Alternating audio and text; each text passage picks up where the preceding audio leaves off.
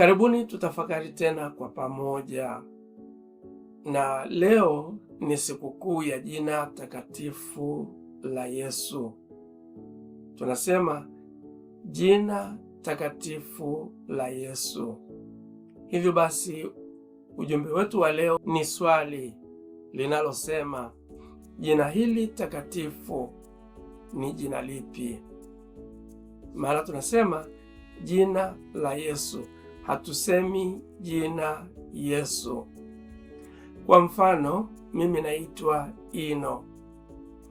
Je, nikisema jina la Ino inamaanisha jina Ino au kuna jina la mimi ambaye naitwa Ino? Yaani kuna jina maalum la anayeitwa Ino. Hiyo ni changamoto ambayo tutaenda kuitafakari katika tafakuri yetu ya leo, ambayo hatutaweza kuikamilisha kwa mara moja, bali tutaendelea kuitafakari pengine mpaka Jumapili, ambapo pia Jumapili tutasherekea sikukuu ya kubatizwa kwa Bwana wetu Yesu Kristo. Pengine tutaendelea na tafakuri hii zaidi ya Jumapili kama tutakuwa hatutaimaliza. Sasa basi, leo hii kama tulivyosema, ni sikukuu ya jina la Bwana wetu Yesu Kristo. Tunaadhimisha sikukuu hii leo, ambapo ni siku ya 8 tangu tuliposherehekea kuzaliwa kwa Bwana wetu Yesu Kristo, kwani kufuatana na desturi ya Wayahudi, mtoto alipewa jina siku ya 8 baada ya kuzaliwa, ambapo pia alitahiriwa. Tunaona kwamba malaika wa Bwana alimjulisha Mariamu kuhusu jina atakalompa mtoto. Alimwambia, utamwita jina lake Yesu. Na hii tunaipata katika Luka sura ya 1 mstari wa 31.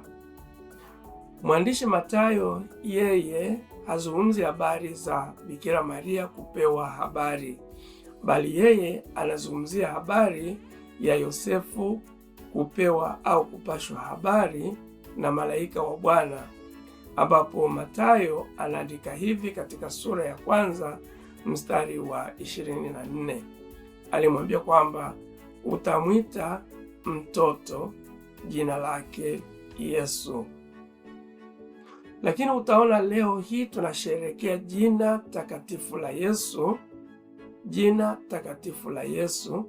Na hivyo swali tunalojiuliza ni je, jina hili la Yesu ni jina lile ambalo malaika alimjulisha Bikira Maria kwamba yeye atamwita mtoto atakayemzaa Yesu, au jinsi malaika alivyomwambia Yosefu kwamba mtoto ambaye Bikira Maria atamzaa kwamba atamwita Yesu? Je, ndio jina takatifu la Yesu? Lakini utaona kwamba bado tunasherehekea jina takatifu la Yesu. Sasa swali ni je, kwa nini tunasherehekea jina hili takatifu la Yesu?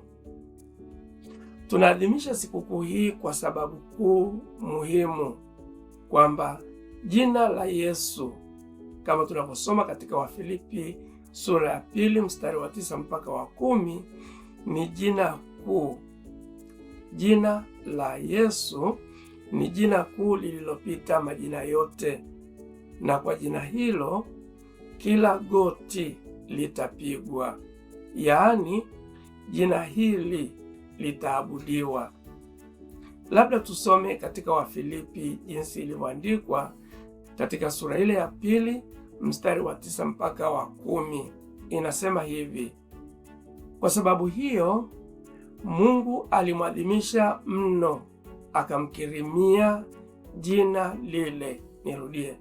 Kwa sababu hiyo Mungu alimwadhimisha Yesu mno, akamkirimia jina lile lipitalo kila jina, yaani alimpa kwa ukarimu wote jina lile lipitalo kila jina, ili kwa jina la Yesu, kwa jina alilopewa Yesu, kila goti lipigwe, la vitu vya mbinguni na vya duniani na vya chini ya nchi. Kama tulivyosema, unaweza ukaipata hiyo katika Wafilipi sura ya 2 mstari wa 9 mpaka ule wa 10. Ni kwa jina hilo pia ambalo Bwana wetu Yesu Kristo alisema, tukiomba lolote kwa hilo tutapewa. Kwa mfano, tunaweza tukasoma hilo katika Yohana sura ya 14 mstari wa 13 mpaka ule wa 14 na kadhalika. Tena ni jina tulilopewa sisi kwa wokovu wetu, kama neno linavyosema, hakuna jina jingine tulilopewa litupasalo kuokolewa kwalo. Na hii tunaisoma katika Matendo sura ya 4 mstari wa 12. Sasa je, ulishawahi kujiuliza ni jina gani hilo ambalo Mungu alimpa Bwana wetu Yesu Kristo kwa ukarimu wote, jina lipitalo kila jina? Pengine tunaweza kufikiri kwa haraka haraka kuwa jina hilo ni Yesu.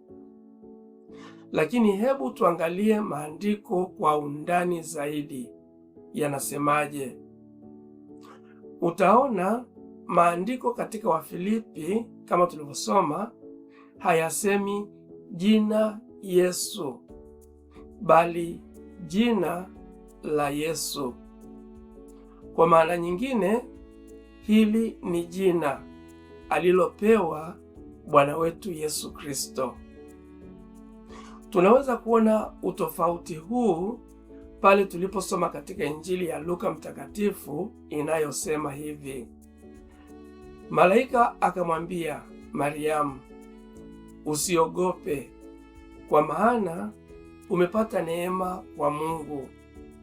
Tazama, utachukua mimba na kuzaa mtoto mwanaume, na jina lake utamwita Yesu.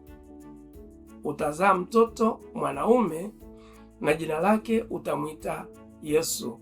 Na hii tunaisoma katika Luka sura ya 1 mstari wa 30 mpaka ule wa 31. Vilevile katika Mathayo tunaona jinsi Yosefu alivyoelekezwa na malaika kwamba naye Mariamu, yani mkewe, atazaa mwana, nawe utamwita huyu mwana jina lake Yesu. Mathayo sura ya 1 mstari wa 21. Injili hizi mbili, yani Injili ya Luka na Mathayo, zinazungumzia jina Yesu, jina alilopewa na wazazi wake. Nirudie tena, Injili ya Luka na Mathayo zinazungumzia jina Yesu, jina alilopewa na wazazi wake, yani na Mariamu pamoja na Yosefu kwa maelekezo ya malaika. Tunasoma pia katika Luka sura ya 1 mstari wa 13 mpaka wa 17, ambapo kuhani Zakaria alipokuwa katika zamu ya kuhudumu katika hekalu, alitokewa na malaika wa Bwana akampasha habari kwamba mkewe Elizabeti angemzaa mtoto, nao wangempa jina Yohana, yani wangemwita Yohana. Sasa hapa tunaona kwamba wazazi hawa wawili walimpa mtoto jina ambalo ni Yohana kwa maelekezo ya malaika, sawa na vile Bikira Maria na Yosefu walipopewa maelekezo ya jinsi wao watakapompa mtoto jina ambalo ni Yesu. Sasa hapa tunaona tofauti na ule waraka kwa Wafilipi unaozungumzia jina la Yesu ambalo sio jina alilopewa na wazazi wake, bali ni jina alilopewa na Mungu Baba. Sasa hebu tujaribu kwanza kuelewa jina Yesu linamaanisha nini. Jina Yesu ambalo kwa Kiingereza ni Jesus au kwa Kifilipino au Kispanish linaitwa Jesus. Jina hili linatokana na jina la Kigiriki Iesos ambalo ni tafsiri ya jina la Kiebrania Yeshua au Yehoshua, au kwa Kiswahili tunasema Yoshua au Joshua. Jina hili Yeshua au Joshua au Yesu halikuwa jina la kipekee. Hili ni jina lililokuwa la kawaida sana katika wakati na eneo aliloishi au alilozaliwa Yesu. Ndio maana katika kumtofautisha Bwana wetu Yesu Kristo na Yoshua wengine au na Yesu wengine, aliitwa Yesu mwana wa Mariamu au aliitwa Yesu mwana wa Yosefu au mwana wa seremala au mara nyingi aliitwa Yesu Mnazareti. Hii ilimtofautisha na wale wengine walioitwa Yesu wa wakati huo. Hata leo hii jina Yesu au Jesus au tulivyoona Jesus ni jina la kawaida sana katika jamii ya watu wa Marekani ya Kusini, ambapo watu wengi wanaitwa jina hilo. Ukienda kule utashangaa unapokutana na mtu anaitwa Jesus au Jesus, na ni jina ambapo watoto wanabatizwa. Hata katika kanisa Katoliki wanabatizwa kwa jina hilo Yesu. Kwa tafsiri yao wanasema Jesus. Sasa ili jina lina maana gani? Yaani jina Yesu au Yeshua. Jina hili lina maana kwamba Mungu anasaidia au Mungu anaokoa au Mungu anaponya. Injili ya Mathayo inaelezea hili pale inaposema, naye Mariamu atazaa mwana, nawe utamwita jina lake Yesu. Sasa hapa malaika anaelezea maana ya jina hilo. Anasema hivi, maana yeye ndiye atakayewaokoa watu wake na dhambi zao. Mathayo sura ya 1 mstari wa 21. Kwa hiyo anamwambia Yosefu, utamwita jina lake Yesu, maana yeye ndiye atakayewaokoa watu wake na dhambi zao. Ndio maana tumesema jina Yesu maana yake pia ni mkombozi, mponyaji, au lilimaanisha Mungu anaokoa, Mungu anaponya. Ukisoma Biblia utaona majina mengi yalikuwa na maana fulani, hasa inayohusiana na kazi ya Mungu. Hivyo basi jina Yeshua au Yesu lilielezea tangu awali kabisa utume wa Bwana wetu Yesu Kristo, yaani kuwaokoa watu na dhambi zao, au ni mwokozi. Sio tu katika Biblia ambapo majina yalikuwa na maana, ila hata leo hii majina ambayo tunaita watoto wetu yanakuwa na maana fulani, hasa yale majina ambayo ni ya kinyumbani. Unakuta mtu anamuita mtoto wake Siwema, Sikitu au Shukrani, Shukuru, Amina, Abdala au Neema, Amani, Furaha.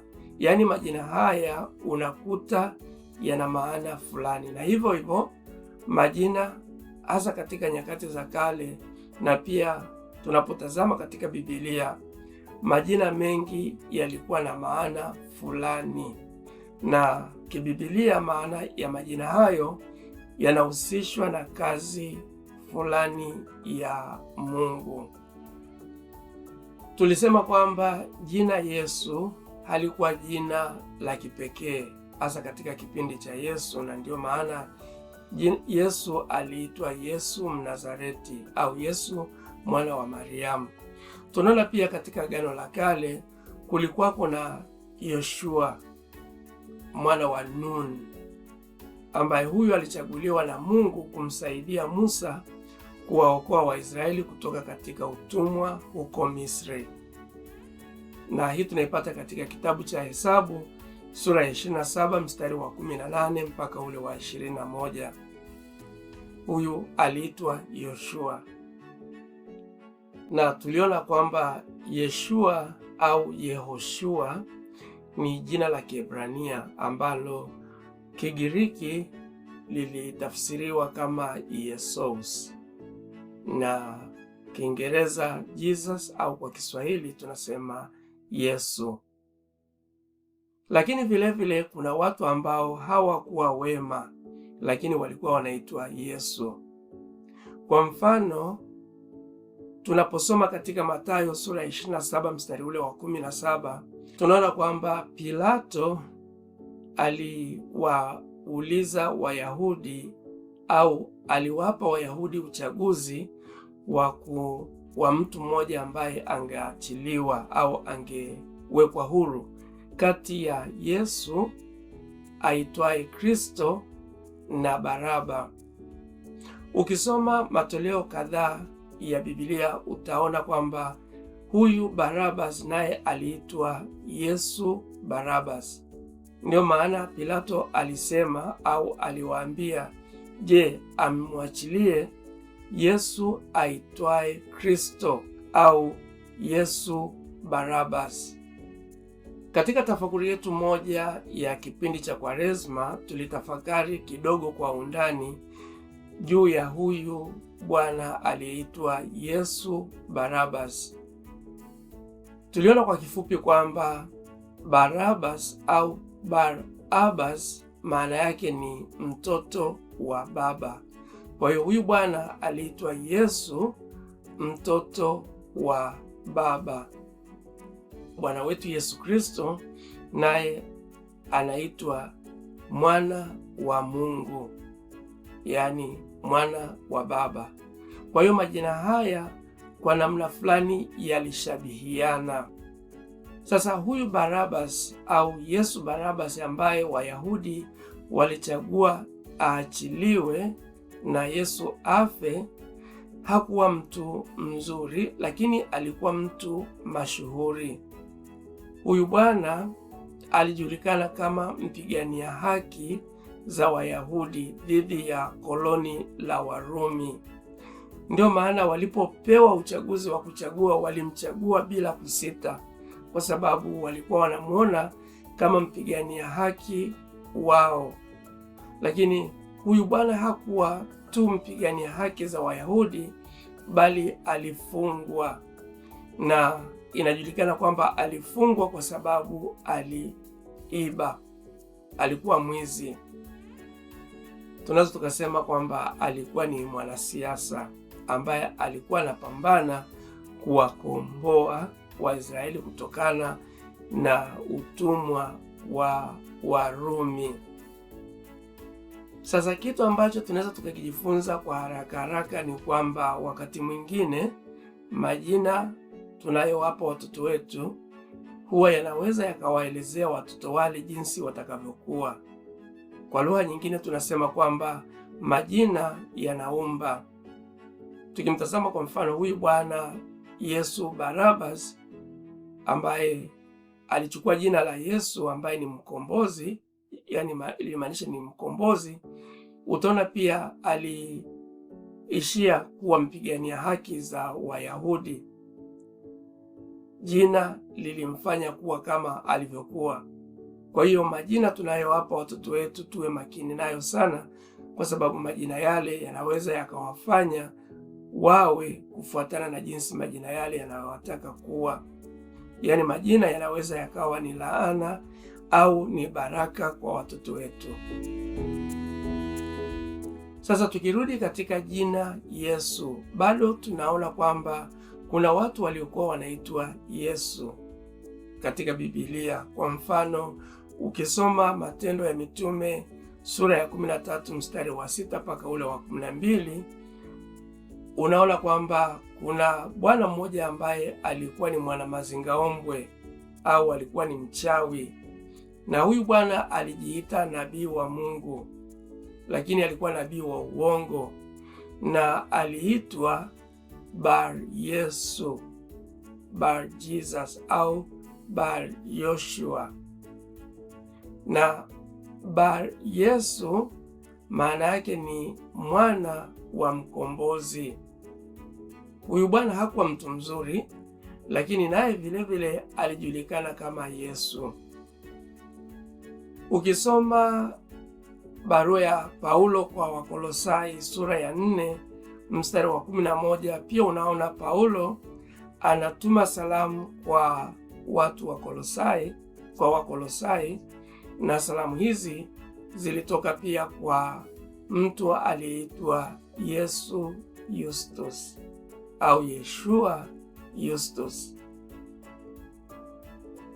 Tulichotaka kuelezea hapa tu ni kwamba kulikuwa na watu wengi ambao walikuwa wanatumia au walikuwa wanaitwa Yesu.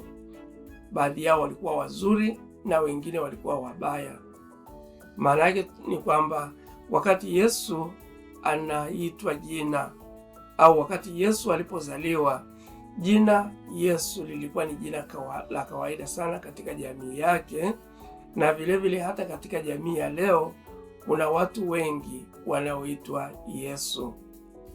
Lakini basi kuna jina ambalo ni jina kuu, na kila goti litapigwa kwa jina hilo. Mungu anasema katika Isaya, mbele zangu kila goti litapigwa. Na hii tunaipata katika Isaya sura ya 45 mstari wa 23, ikimaanisha kwamba kila kitu kilichoumbwa ni lazima kimsujudu Mungu. Kwa maana hiyo, tukirudi katika neno tuliloanza nalo, tunaona ya kwamba Yesu analo jina ambalo ndilo linabeba uzito huu, kuwa ni jina linalopita majina yote, kila aina ya goti litapigwa kwa jina hilo. Kwanza neno linasema Mungu alimpa jina hili, alimkirimia, yaani alimpa hili jina kwa ukarimu wote. Kwa maana hiyo, Mungu analo jina maalum sana, na ndilo alilompa Yesu. Hivyo basi tunaweza kusema jina la Mungu ndilo jina alilompa Yesu. Sasa jina la Mungu ni lipi? Tunasoma katika Biblia pale Musa alipotaka kulijua jina la Mungu. Tuliona Mungu hakumwambia jina lake moja kwa moja, isipokuwa alimjibu hivi: mimi niko ambaye niko. Na tunasoma hii katika Kutoka sura ya 3 mstari wa 14. Lakini utaona kwamba Yesu alidhihirisha kuwa jina linalozungumziwa katika Kutoka ndilo jina lake pale aliposema katika Yohana sura ya 8 mstari wa 48 mpaka wa 59. Alisema hivi: amin, amin nawaambia, kabla ya Abrahamu kuwako, mimi niko. Umeona, tulisoma katika Kutoka sura ya 3 mstari wa 14. Mungu alimwambia Musa, mimi niko ambaye niko. Na Yesu anasema, amin, amin nawaambia, kabla ya Abrahamu kuwako, mimi niko. Hapo utaona ushiriki wa Bwana wetu Yesu Kristo kwa jina hili la Baba yake, yaani jina la mamlaka kuu. Jina hili linashirikisha Utatu Mtakatifu.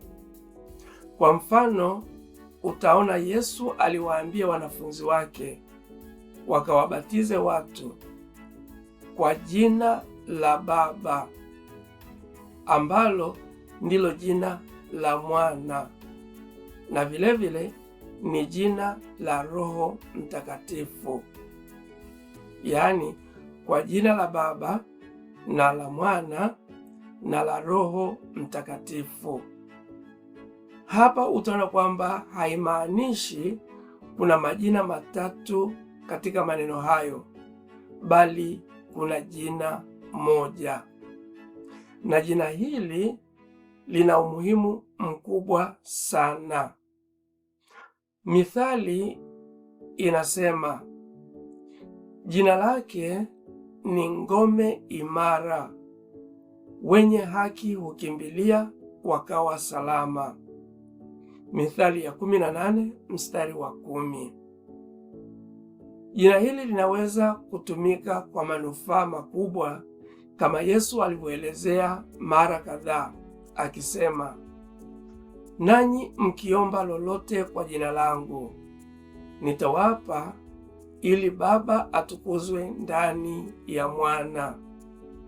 Mkiomba lolote kwa jina langu nitalifanya. Yohana 14 mstari wa 13 mpaka wa 14. Vilevile Yesu anasema katika Yohana sura ya 15 mstari wa 7 hivi, nanyi mkikaa ndani yangu na maneno yangu yakikaa ndani yenu, ombeni mtakalo lolote kwa jina langu, nanyi mtatendewa. Ombeni mtakalo lolote kwa jina langu, nanyi mtatendewa. Yesu anaendelea kusema, tena siku ile hamtaniuliza neno lolote. Amin, amin nawaambia, mkimwomba Baba neno lolote, atawapa kwa jina langu. Alafu anasema, hata sasa hamkumwomba neno kwa jina langu. Ombeni nanyi mtapata, furaha yenu iwe timilifu. Yohana sura ya 16 mstari wa 23 mpaka ule wa 24. Tunasoma pia katika Mathayo sura ya 18 mstari wa 19 na ule wa 20 unaosema hivi, au Yesu akisema hivi, tena nawaambia ya kwamba wawili wenu watakapopatana duniani katika jambo lolote watakaloliomba, watafanyiwa na Baba yangu aliye mbinguni, kwa kuwa walipo wawili watatu wamekusanyika kwa jina langu, walipo wawili watatu wamekusanyika kwa jina langu, nami nipo papo hapo kati yao.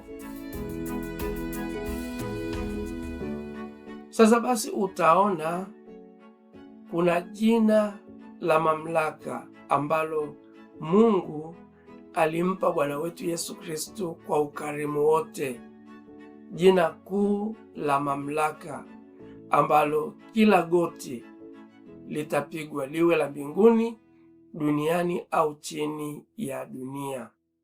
Sasa je, ni jina gani hilo? Je, ni jina Yesu? Kama ni jina Yesu, tumeona kwamba kulikuwa pia na watu ambao waliitwa Yesu kipindi cha Yesu.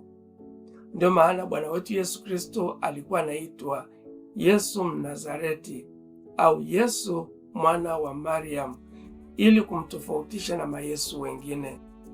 tuliona kwamba hata kuna wachawi au wana mazingaombwe au manabii wa uongo walioitwa Yesu, walioitwa jina Yesu.